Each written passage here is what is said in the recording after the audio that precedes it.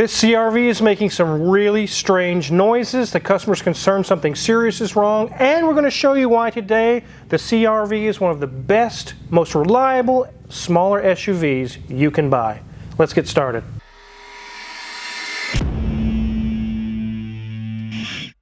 This is a 2008 Honda CR-V with the 2.4 liter inline 4-cylinder engine. It is an automatic. The customer brought it in stating that they had a check engine light come on and then it went away. They've been hearing some whining noises as possible power steering or something going on. They're not too sure what that was. And they're also concerned that someone told them something's wrong with their steering rack, like possibly damaged or something. We're going to find out today if that's true or not. Before we dive into all those issues, let's take a look around the CR-V and check out its condition. Here we see a license plate for the local college that's here in North Newton. We're going to do a quick check and just look around and make sure it's not rusted out or damaged or scratched. Tires are some nice Michelins. It has a few little dings here or there on this side. These are really nice looking SUVs. Like I said a minute ago, they're very reliable, very easy to work on. Doesn't look like anything's really wrong with it. Let's go ahead and jump under the hood. Here's our little 2.4 liter iVTEC is what it says there. 5W20. This one does not have electric power steering like the Malibu video you guys just saw. It has standard conventional hydraulic power steering. Here's our reservoir. There's our actual pump literally right there next to it. So everything with the power steering system is right here. It gives us a nice view in the engine bay. And speaking of views, having a safe driving car is very important to me. Making sure my family and customers are safe is at the top of my list. I can keep cars running smoothly, but I need help beyond cars. That's why I like the security that Reolink provides, the sponsor of today's video. They have a huge range of state-of-the-art security solutions that are so easy to set up. I need security that monitors inside and outside of the shop and at my house. Their wireless security camera systems are just awesome. The Home Hub allows up to 8 cameras and comes with 64 gigabyte micro SD card. But it can be expanded up to 1 terabyte. All that storage holds hours of encrypted footage, which means there's no subscription or monthly fees and your footage is safe.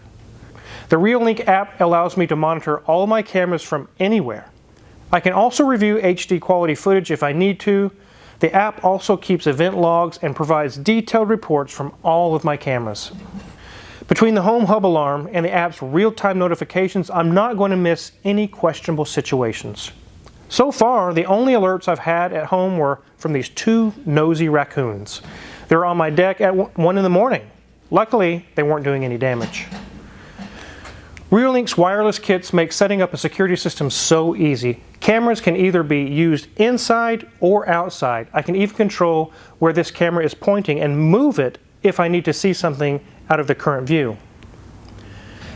The kit comes with 2 or 4 smart battery cameras and 6-watt solar panels that I only need about 10 minutes of charging for normal daily use.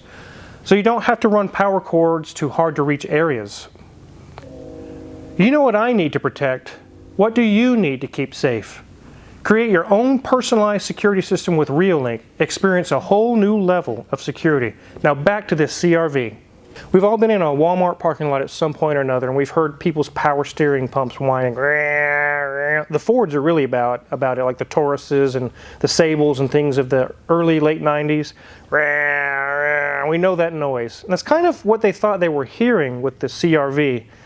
So let's go ahead and start the engine and see if we can make it make any noises.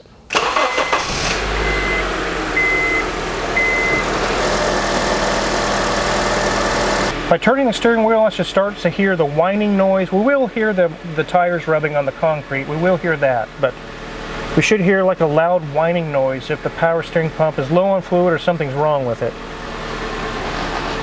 I'm not really hearing anything though.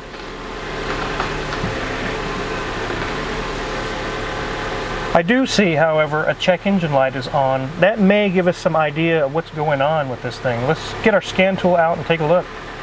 So you're wondering, we're talking power steering, why are we getting this thing out? Well, before we dive into figuring out what the check engine light is, I'll finish up out here in the engine bay. You definitely want to check to make sure the fluid level is full. It doesn't have a bunch of aeration or bubbles in there. And you can see down in there it's got nice clean fluid. Everything's good to go. Check the power steering pump itself for any leaks. Make sure the belt is fully on and not coated in oil. And all those things check out here, so I don't think anything's wrong with the power steering right up here in the engine bay. If it was a problem, it would do it all the time. I've never heard a power steering pump make noise sometimes, and then other times it's perfectly fine. Unless there's a leak somewhere that's allowing air in, but then it would make the noise all the time still. Let's check out that pesky check engine light. That may give us a direction to go. Anything at this point could be the culprit. We do see it has 114,730 miles on it. Really not a whole lot of miles, but it is over 100,000.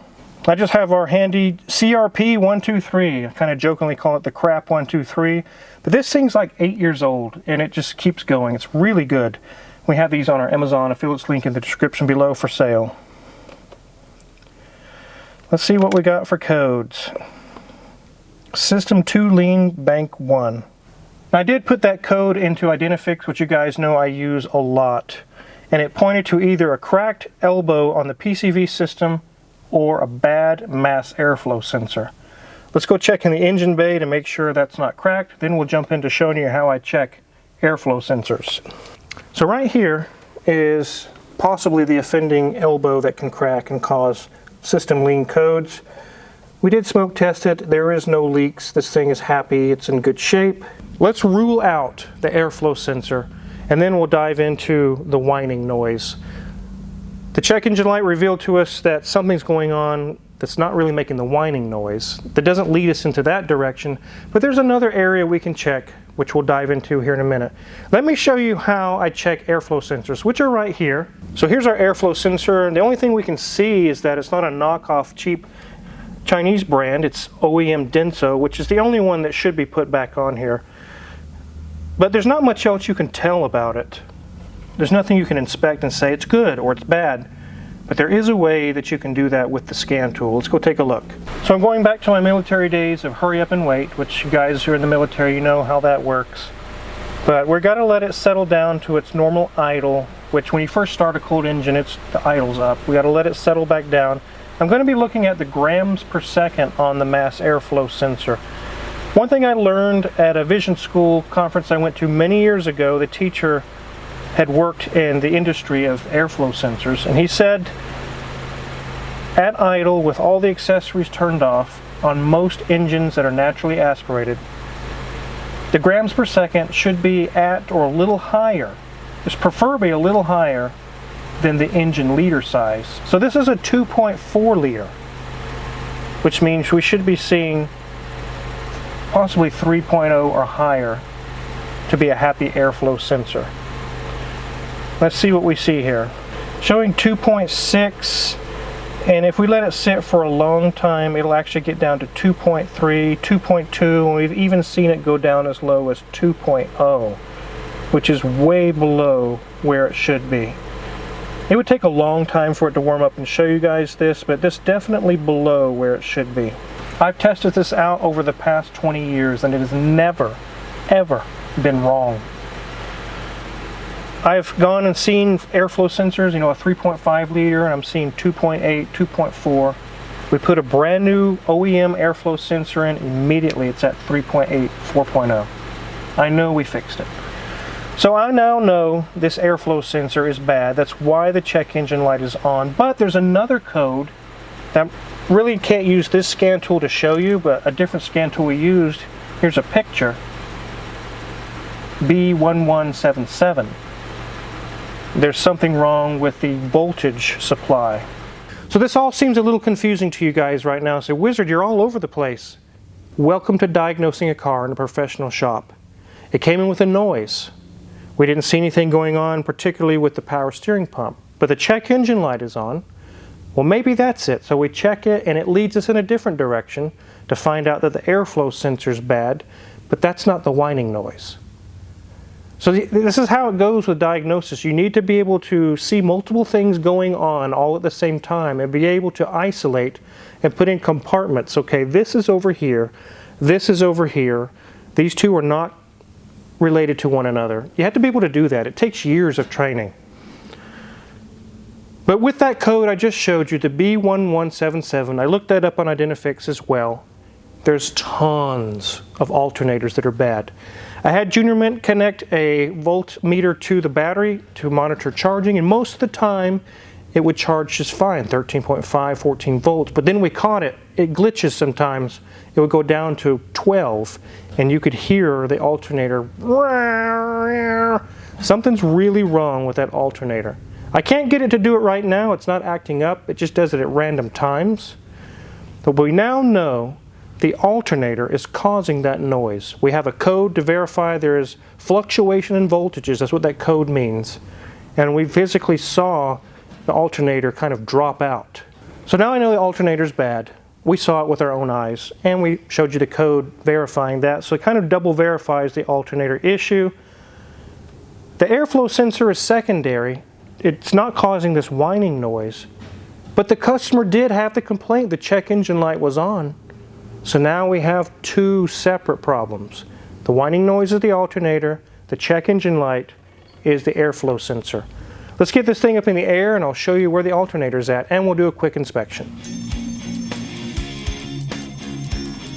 A lot of times you can see an alternator on top of the engine in the engine bay. This is one of those you can't really see on the bottom either. It's in the middle, but we still can see it. I'll show you where it's at. Let's take a look. So right where my light's shining is the back of the alternator. It's like a black plastic housing. Just barely see it.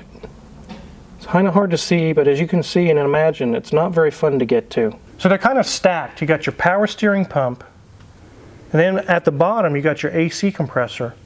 But between those two, there's the alternator. It's sandwiched in there, and it's not very fun to get to.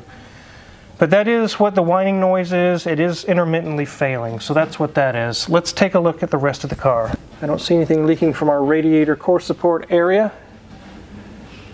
The oil pan and the transmission look fine.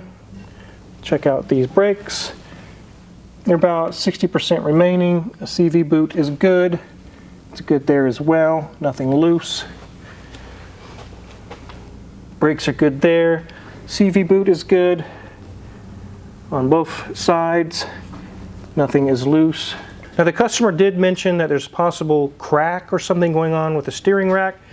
Junior Mint's already checked it out. There's nothing wrong with the rack, but it does have a tiny seepage. We'll show you. So you can see that little clamp. It's probably just needs snugged down and tightened. There's a very minor seepage coming out. It's not enough to make any power steering noises or any air leaks, but there is a tiny seepage there, and it is leaking down onto the steering rack, but that's a very simple fix. So this one is front-wheel drive model only. They do have these in all-wheel drive. Let's go ahead and work our way back.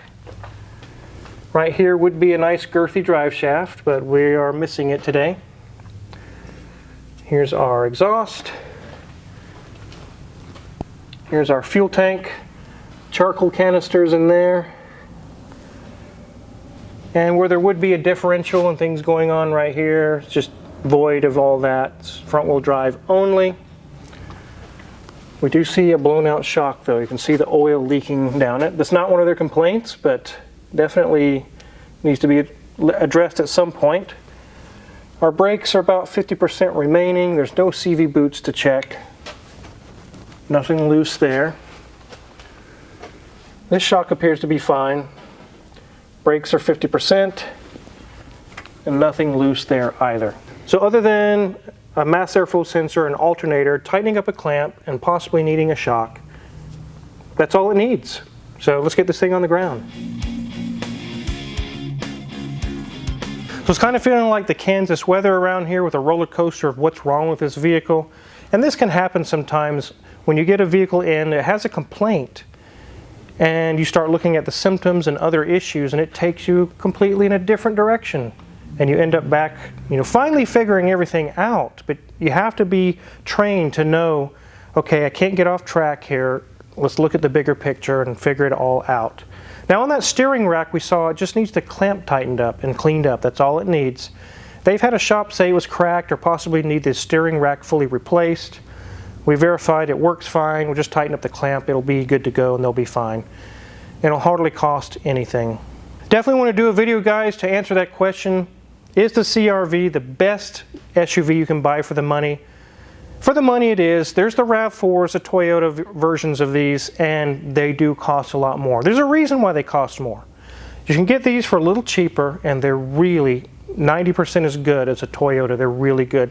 Every time they have one brought into the shop, a customer brings one, there's rarely ever major catastrophes with them. Just a few little things here or there, and then they're back on the road over and over and over again. It's not $5,000 and $6,000 and $8,000 repairs. They're $500 and $600 and $800 repairs, drastically smaller. This thing's definitely worth fixing because it's basically a baby as far as miles is concerned. Only 114,000 miles, and it's an 08. That's really low miles. This thing has tons of life left in it. Easily 300,000 miles or more out of this vehicle, no question about it. So if you're curious what kind of tools we're going to use to work on this, kind of like that little scan tool, the CRP123 that I just used, a lot of the tools we use in the shop are listed for sale in our Amazon affiliates link in the description below. If you purchase anything there, we get a small cut and really appreciate it. Make sure to hit the subscribe button because there's so many more videos. The shop's full, guys, tons of cars, which means tons of great videos for you guys. Thanks for watching.